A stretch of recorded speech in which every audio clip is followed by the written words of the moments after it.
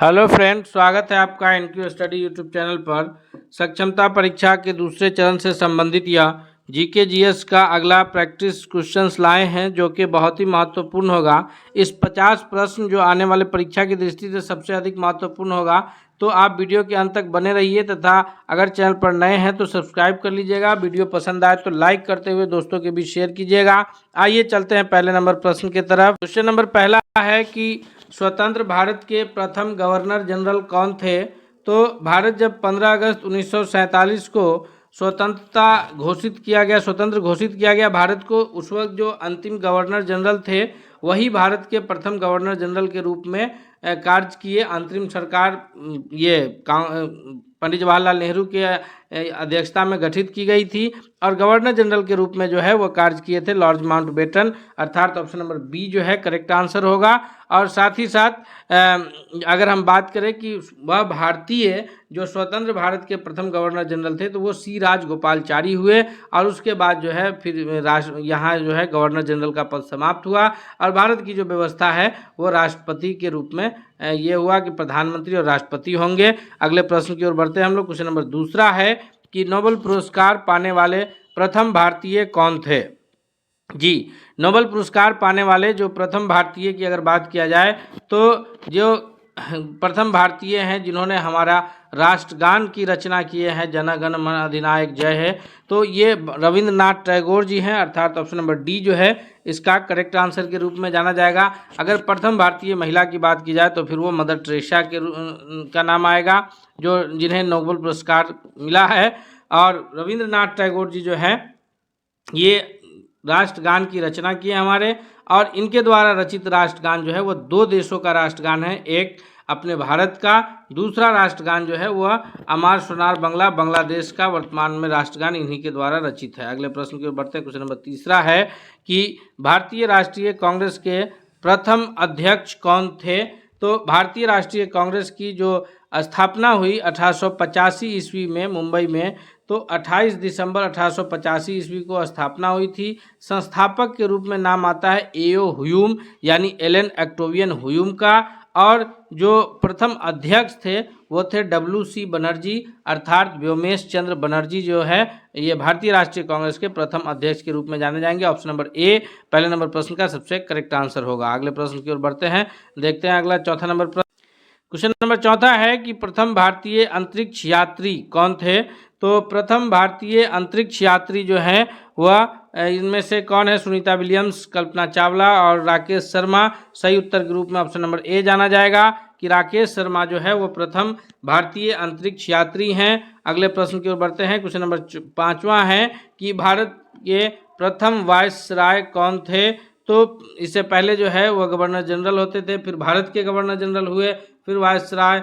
तो इसमें जो प्रथम वायसराय के रूप में कार्य किए हैं वह नाम आएगा option number B, Lord Canning जो है वो भारत के प्रथम वायसराय के रूप में कार्य किए हैं। अगले प्रश्न की ओर बढ़ते हैं, देखते हैं छठा नंबर प्रश्न कि भारत की प्रथम महिला राष्ट्रपति कौन सी है? तो भारत की जो प्रथम महिला राष्ट्रपति की बात आएगी श्रीमती प्रतिभा पाटिल हैं, यानी option number A correct answer होगा। इनका जो कार्यकाल रहा है वो 2007 से लेकर के 2012 तक का कार्यकाल रहा है, और इससे पूर्व जो है ये जो कार्यकाल था वो था इनका APJ अब्दुल कलाम साहब का, और उसके बाद जो है 2012 के बाद जो राष्ट्रपति हुए हैं वो थे 2012 से 17 के बीच जो है प्रणब मुखर्जी हुए। तो इस प्रकार भारत की जो प्रथम महिला राष्ट्रपति है वो श्रीमती प्रतिभा पाटिल हैं, जिनका कार्यकाल जो है 2007 से लेकर के 2012 तक का था। अगले प्रश्न की ओर बढ़ते हैं। क्वेश्चन नंबर 7 है कि नोबेल पुरस्कार पाने वाली प्रथम भारतीय महिला कौन थी? तो इस पर हम लोग पीछे चर्चा किए हैं। इसमें ऑप्शन नंबर बी के रूप में करेक्ट आंसर होगा कि मदर टेरेसा को जो है वह नोबेल पुरस्कार प्राप्त हुआ है। इंदिरा गांधी जो है वो भारत की प्रथम महिला प्रधानमंत्री है। किरण बेदी जो हैं वो भारत की प्रथम महिला राष्ट्रपति हैं, और सरोजनी नायडू जो है वो भारत की प्रथम महिला राज्यपाल हैं, याद रखेंगे हम लोग। अगले प्रश्न की ओर बढ़ते हैं। क्वेश्चन नंबर 8 है कि भारत की संविधान सभा ने राष्ट्रीय ध्वज को प्रारूप कब अपनाया था? तो राष्ट्रीय ध्वज जो हमारा तिरंगा है इसको भारत की जो संविधान सभा के द्वारा अपनाया गया था वह सही तिथि है इसका, जब संविधान सभा का कार्य चल रहा था संविधान निर्माण का, तो उसमें option number A correct answer होगा कि 22 जुलाई 1947 को संविधान सभा के द्वारा जो है वो राष्ट्रीय ध्वज को अपनाया गया। अगले प्रश्न की ओर बढ़ते हैं। क्वेश्चन नंबर 9 है कि भारत का राष्ट्रगान क्या है, वंदे मातरम या फिर जनगण मन। तो इसमें करेक्ट आंसर क्या होगा, या फिर दोनों है। तो राष्ट्रगान पूछा जा रहा है, कंफ्यूज नहीं होना है हम लोग को। तो जनगण मन अब जो है यह हमारा राष्ट्रगान है, अर्थात ऑप्शन नंबर बी जो है वो करेक्ट आंसर होगा, और वंदे मातरम जो है वो राष्ट्रीय गीत के रूप में यह है, इसलिए ऑप्शन नंबर बी 9 नंबर प्रश्न का सबसे सही जवाब होगा। क्वेश्चन नंबर 10 है कि भारत में डाक व्यवस्था शुरू करने वाले ब्रिटिश गवर्नर जनरल कौन थे। तो भारत में जो डाक व्यवस्था शुरू किया गया है वह किसके शासनकाल में किया गया है। तो सही उत्तर होगा इस प्रश्न का ऑप्शन नंबर ए कि लॉर्ड डलहौजी के शासनकाल में जो है डाक व्यवस्था की शुरुआत हुई है। लॉर्ड डलहौजी के शासनकाल में ही भारत में रेल व्यवस्था की शुरुआत हुई जो 1853 में, और डाक व्यवस्था की शुरुआत जो है 1854 में हुआ। शिक्षा से संबंधित सैडलर आयोग जो है वो भी 1854 में ये गवर्नर लॉर्ड डलहौजी के ही शासनकाल में आया था। और लॉर्ड डलहौजी जो है वो हड़प नीति अपनाए थे कि जो राजा रजवाड़े परिवार के पास अगर संतान नहीं हो तो उसकी ज़मीन को जो है वो हड़प कर ये अंग्रेज अपनी संपत्ति बना लेते थे, जिसके तहत झांसी, सतारा, संबलपुर इत्यादि को हड़पा गया और इसके बाद 1857 की क्रांति होती है। तो इस प्रकार जो है ये लॉर्ड डलहौजी का ये शासनकाल था जब डाक व्यवस्था शुरू हुई। दोस्तों हम एक एक प्रश्न में आपको इस प्रकार से कवर करेंगे कि आपके अन्य प्रश्न भी ना छूटे, इसलिए आपसे रिक्वेस्ट है कि अगर आप अब तक चैनल पर नए हैं तो जरूर सब्सक्राइब कर लीजिएगा, वीडियो पसंद आ रहा हो तो लाइक भी कीजिएगा। क्वेश्चन नंबर 11 है कि कौन सा नदी दक्षिण भारत की गंगा के नाम से जानी जाती है। तो भारत की गंगा नदी तो हम सभी जानते हैं जो गंगोत्री से निकलती है और फिर बंगाल होते हुए जो है वह बंगाल की खाड़ी में गिर जाती है। लेकिन यहाँ पर दक्षिण भारत की गंगा किस नदी को कहा जाता है। तो इस 11वां नंबर प्रश्न का सही उत्तर होगा ऑप्शन नंबर सी की गोदावरी नदी को जो है वह दक्षिण भारत की गंगा के नाम से जाना जाता है। नेक्स्ट प्रश्न है क्वेश्चन नंबर 12 है कि कर्क रेखा भारत के कितने राज्यों से होकर के गुजरता है। तो कर्क रेखा जो है जिसको 23.5 डिग्री उत्तरी अक्षांश, जिसे कर्क रेखा के नाम से जाना जाता है, 23.5 डिग्री उत्तरी अक्षांश नॉर्थ लॉन्गिट्यूड, जो किसके नाम से जाना जाएगा, कर्क रेखा के नाम से भारत के 8 राज्यों से होकर के गुजरता है। यानी जिसे हम लोग आसानी से याद रख सकते हैं मित्र पर गमछा झाड़, मिजोरम, त्रिपुरा, पश्चिम बंगाल, राजस्थान, गुजरात, मध्य प्रदेश।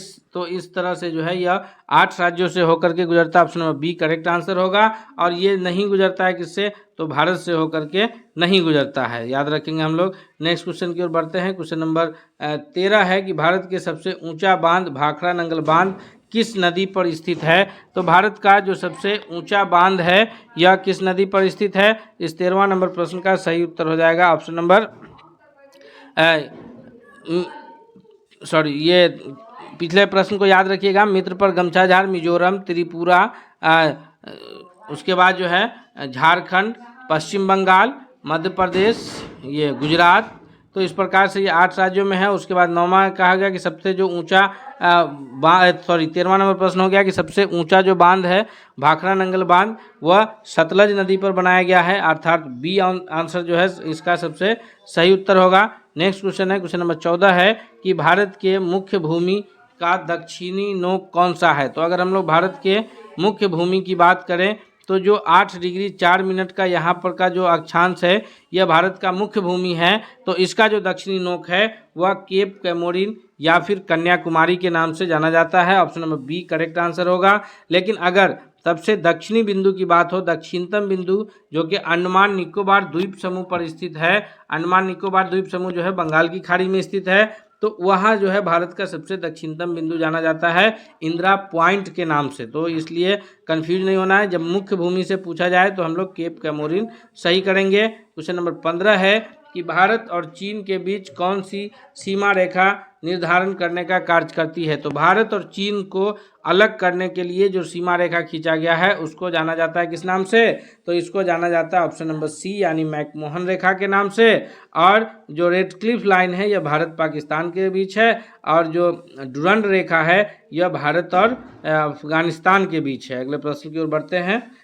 क्वेश्चन नंबर 16 है कि भारत एवं पाकिस्तान को विभाजित करने वाली रेखा कहलाती है। तो अभी हम लोग इस पर चर्चा किए हैं कि भारत और पाकिस्तान को जो विभाजित करने वाली रेखा है वह सर जॉन रेडक्लिफ के अध्यक्षता में खींची गई थी, इसलिए रेडक्लिफ रेखा के रूप में उसे जाना जाता है। अगला प्रश्न है क्वेश्चन नंबर 17 है कि भारत का सबसे लंबा स्थलीय सीमा किस देश से लगता है। भारत का जो स्थलीय सीमा लगता है, अगर बात किया जाए मैप को देखते हुए, तो इधर जो है हम लोग ध्यान से अगर मैप को देखेंगे तो भारत का स्थलीय सीमा पश्चिम से अगर शुरुआत किया जाए तो गुजरात से लगते हुए जो है, या गुजरात की सीमा लगती है, गुजरात, राजस्थान, पंजाब, इनकी सीमा पाकिस्तान से।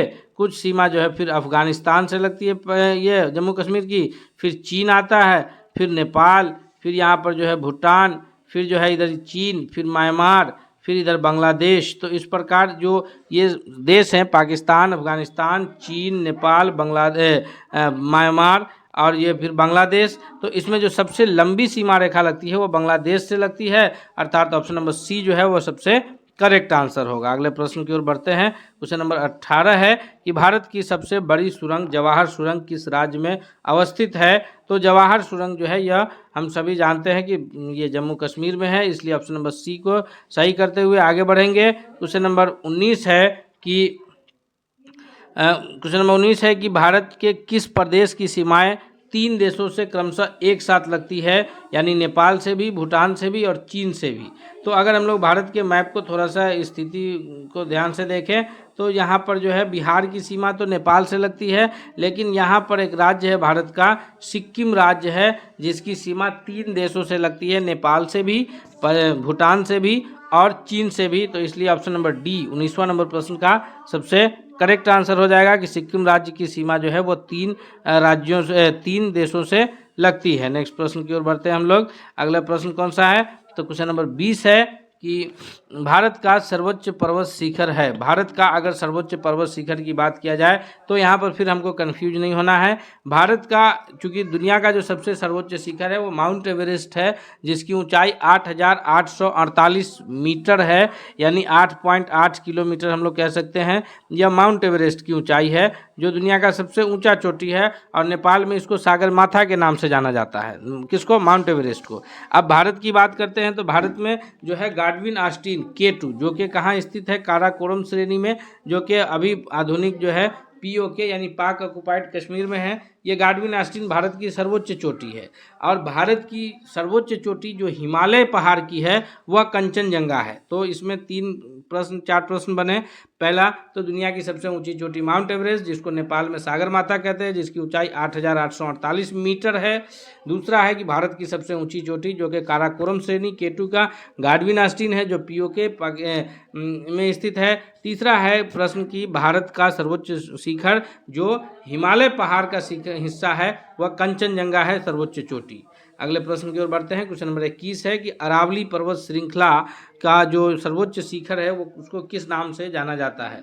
तो अरावली पर्वत श्रृंखला जो है यह भारत के 3-4 राज्यों में फैला है, जिसमें जो है हरियाणा, राजस्थान और दिल्ली के दक्षिण तक। तो ये भारत की सबसे प्राचीनतम पर्वत श्रेणी में से है। तो ये इसकी जो सर्वोच्च शिखर है उसको गुरु शिखर के नाम से जाना जाता है। ऑप्शन नंबर ए जो है करेक्ट आंसर है। अरावली सबसे प्राचीनतम पर्वत शिखर है और हिमालय जो है वो सबसे नवीनतम पर्वत शिखर है, याद रखेंगे हम लोग। अगला प्रश्न देखते हैं। क्वेश्चन नंबर 22 है कि तुजू दर्रा, दर्रा कहते हैं कि पहाड़ के बीच प्राकृतिक रूप से बने हुए रास्ते को, जब हम लोग बिहार बोर्ड के क्लास 5 का SST पढ़ते हैं वहाँ हमको मिलता है कि ये सिक्किम में जो है जो दर्रा स्थित है, तो वहाँ पर जो ये क्या बोलते हैं कि दर्रा उसी कहते हैं जो पहाड़ के मतलब एक पहाड़ के बीच पतला सा रास्ता हो जो प्राकृतिक रूप से बना हो। तो तुजू दर्रा जो है ये किसको जोड़ता है? भारत को म्यांमार से जोड़ने का कार्य करता है। ऑप्शन नंबर ए जो है वह करेक्ट आंसर होगा। अगले प्रश्न की ओर बढ़ते हैं हम लोग। क्वेश्चन नंबर 23 है कि भारत की सबसे बड़ी मीठे पानी की जो झील है वह कौन सी झील है, उसको किस नाम से जानते हैं? पुष्कर, लोकटक और उलर झील, डल झील। तो इसका सबसे सही जवाब हो जाएगा 23वां नंबर प्रश्न का कि भारत की जो सबसे बड़ी मीठे पानी की जो जल है वो उलर झील है। ऑप्शन नंबर सी जो है इसका सबसे करेक्ट आंसर है। नेक्स्ट है क्वेश्चन नंबर 24 है कि भारत का कोरोमंडल तट सर्वाधिक वर्षा होती है। कोरोमंडल तट जो है यह भारत का पूर्वी तट कोरोमंडल तट के रूप में जाना जाता है। तो यहाँ जो सबसे सर्वाधिक वर्षा होती है वह अक्टूबर नवंबर के महीने में होती है, अर्थात 24वां नंबर प्रश्न का सही उत्तर ऑप्शन नंबर बी के रूप में जाना जाएगा। अगले प्रश्न की ओर बढ़ते हैं। नेक्स्ट क्वेश्चन देखते हैं। क्वेश्चन नंबर 25 है कि भारत में सर्वाधिक वर्षा प्राप्त करने वाला स्थान कौन सा है? तो भारत में जो सबसे अधिक वर्षा होती है वह जगह है मासिनराम, जो कि कहाँ है?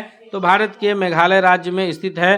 दोस्तों अब तक अभी हम लोग इस सेट के आधे प्रश्न को कंप्लीट किए हैं, अभी आधे प्रश्न बाकी है, इसलिए आप लोग अंत तक बने रहिएगा और वीडियो पसंद आएगा तो लाइक जरूर कीजिएगा, दोस्तों के बीच शेयर कीजिएगा, चैनल पर नए हैं तो सब्सक्राइब भी कर ही लीजिएगा। क्वेश्चन नंबर 26 है कि कान्हा राष्ट्रीय उद्यान कहाँ स्थित है? कान्हा राष्ट्रीय उद्यान जो है यह भारत के किस राज्य में स्थित है? तो इस 26वां नंबर प्रश्न का जो करेक्ट आंसर है ऑप्शन नंबर डी के रूप में जाना जाएगा। यह जो है मध्य प्रदेश राज्य में स्थित है।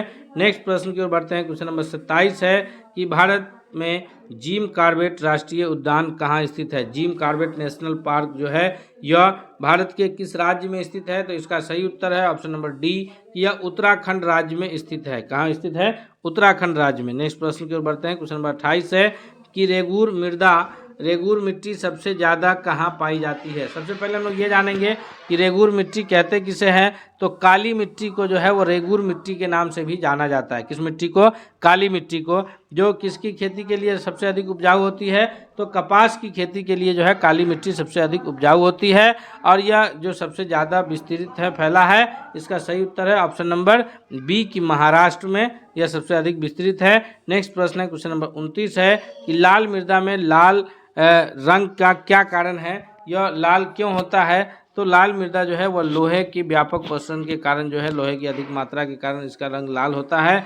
नेक्स्ट क्वेश्चन है क्वेश्चन नंबर 30 है कि भारत का जो सबसे बड़ा कहवा उत्पादक राज्य है, कॉफ़ी उत्पादक राज्य है, वह किस राज्य में सबसे अधिक कहवा का उत्पादन होता है? कर्नाटक, महाराष्ट्र, गुजरात और उत्तर प्रदेश। तो इसमें जो भारत का सबसे बड़ा कहवा उत्पादक राज्य है वो कर्नाटक है। ऑप्शन नंबर ए जो है इस 30वां नंबर प्रश्न का सबसे सही उत्तर होगा। नेक्स्ट है क्वेश्चन नंबर 31 है कि भारत में खनिज तेल का उत्पादन सर्वप्रथम प्रारंभ किया गया, यानी खनिज तेल का कहाँ से उत्पादन सबसे पहले तैयार किया गया? तो इस 31वां नंबर प्रश्न का सही उत्तर हो जाएगा ऑप्शन नंबर ए कि दिग्बोई, असम में जो है इसका खनिज तेल का सबसे पहले उत्पादन प्रारंभ किया गया था।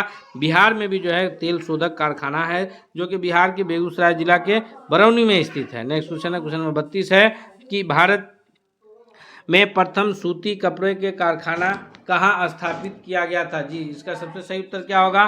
तो इस प्रश्न का जो सबसे सही उत्तर होगा कि भारत में जो प्रथम सूती कपड़ों का जो कारखाना था यह स्थापित किया गया था मुंबई में। ऑप्शन नंबर सी जो है वो करेक्ट आंसर के रूप में उत्तर जाना जाएगा। नेक्स्ट प्रश्न की ओर चलते हैं। क्वेश्चन नंबर 33 है कि भारत में पहली बार जनगणना कब हुई थी? जी, भारत में जो पहली बार जनगणना हुई है यह 1872 में हुई है। हालांकि सुचारू रूप से 1881 में हुआ, जब जो है लॉर्ड एल्बर्ट कह रहे हैं। तो इसमें जो है सबसे पहले जो है ये जो जनगणना हुई है वो 1872 ईस्वी में हुआ है। नेक्स्ट क्वेश्चन की ओर बढ़ते हैं। अगला प्रश्न कौन सा है? क्वेश्चन नंबर 34 है कि भारत के किस राज्य में महिलाओं की संख्या पुरुषों से अधिक है, यानी भारत के किस राज्य का लिंगानुपात जो है वह अधिक है? वैसे तो भारत का लिंगानुपात कम है। ये जो आंकड़े हैं ये 2011 के जनगणना के अनुसार है, उसके बाद जनगणना नहीं हुई है। 2021 में जनगणना होना था लेकिन वो अब तक नहीं हो पाया है। बिहार में जाति आधारित गणना हुई है 2023 में, लेकिन इसका जो करेक्ट आंसर हो जाएगा 34वां नंबर प्रश्न का कि केरल राज्य जो है जहां महिलाओं की संख्या पुरुषों से अधिक है, यानी उसका जो है ये सबसे अधिक लिंगानुपात है। प्रति 1000 पुरुष पर महिलाओं की संख्या जो है, दोनों का अनुपात लिंगानुपात कहलाता है। और सबसे कम जो लिंगानुपात है वह है कहाँ? वह है ये हरियाणा का। नेक्स्ट क्वेश्चन है 35 है कि भारत में निम्नलिखित राज्यों में से किसकी एक जनसंख्या घनत्व सबसे अधिक कम है। सबसे कम जनसंख्या घनत्व किसका है, यानी प्रति एक वर्ग किलोमीटर में सबसे कम लोग जो है वो किस राज्य में रहते हैं।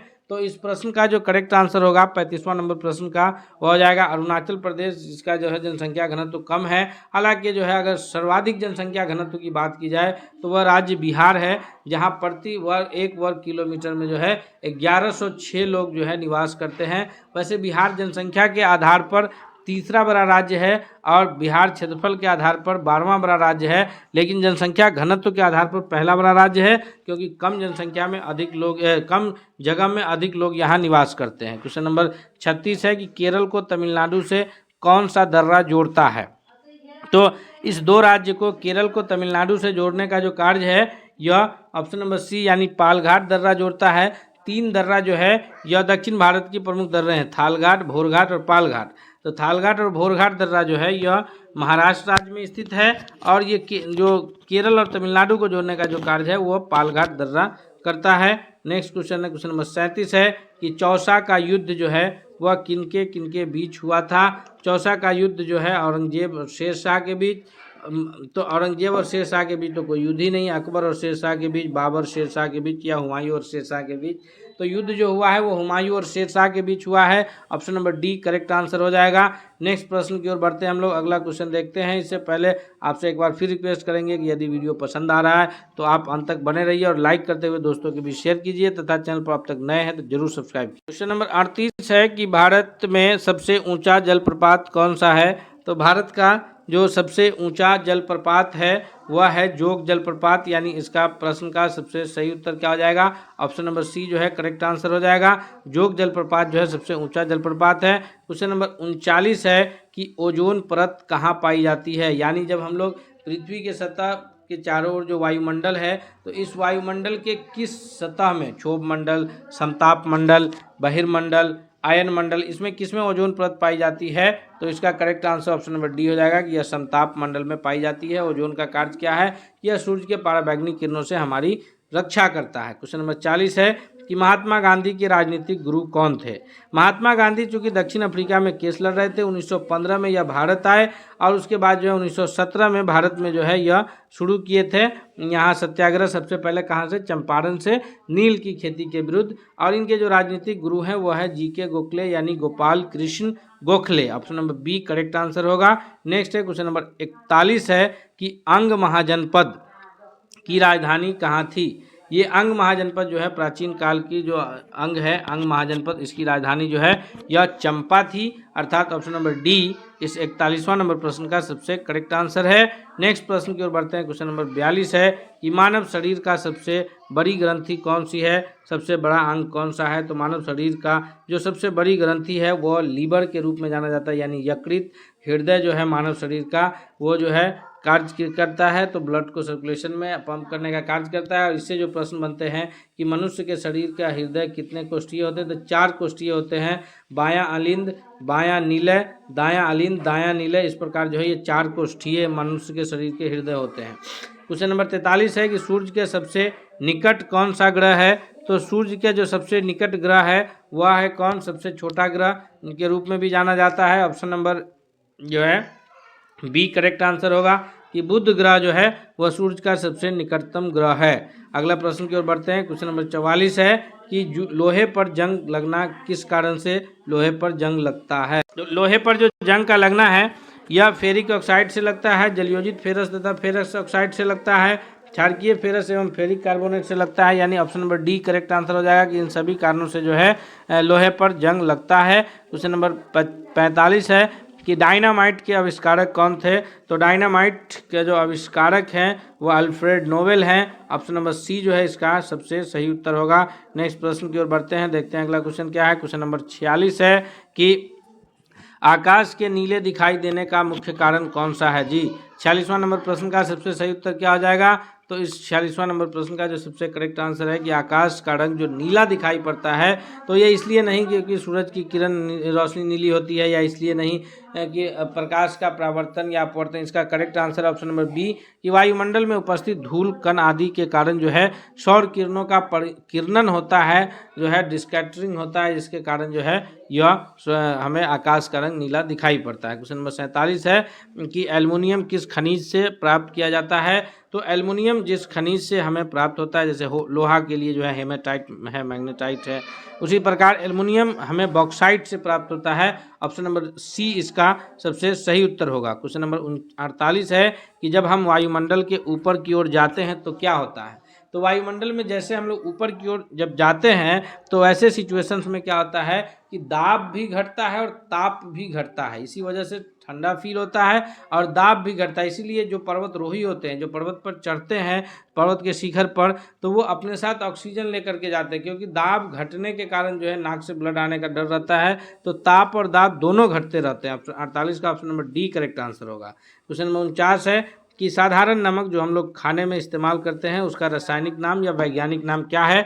तो साधारण नमक जो हम लोग खाने में इस्तेमाल करते हैं उसका नाम है सोडियम कार्बोनेट, यानी इसका जो सही उत्तर क्या होगा, सॉरी सोडियम बाइकार्बोनेट नहीं, सोडियम कार्बोनेट होगा। सोडियम कार्बोनेट NaCl जो है इसका ये रासायनिक सूत्र है, सोडियम कार्बोनेट के नाम से जाना जाएगा। 49 का ऑप्शन नंबर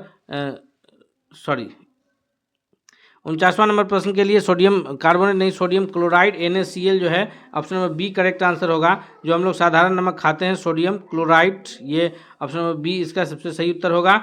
माफी चाहते हैं, सोडियम कार्बोनेट नहीं, सोडियम क्लोराइड होगा। क्वेश्चन नंबर 50 है कि दो समांतर दर्पणों के बीच जो प्रतिबिंब बनते हैं उसे किस नाम से, यानी कितने प्रतिबिंब बनते हैं। तो अगर दो समांतर दर्पण इस प्रकार से रखे जाएं और बीच में जो प्रतिबिंब बनेंगे उन्हें गिनना आसान नहीं है, यानी इतने प्रतिबिंब बनेंगे। चूंकि वहाँ पर जो ये है दर्पण का जब हम लोग पढ़ते हैं तो उसमें जो अनगिनत प्रतिबिंब बनते हैं। Option number D correct answer होगा।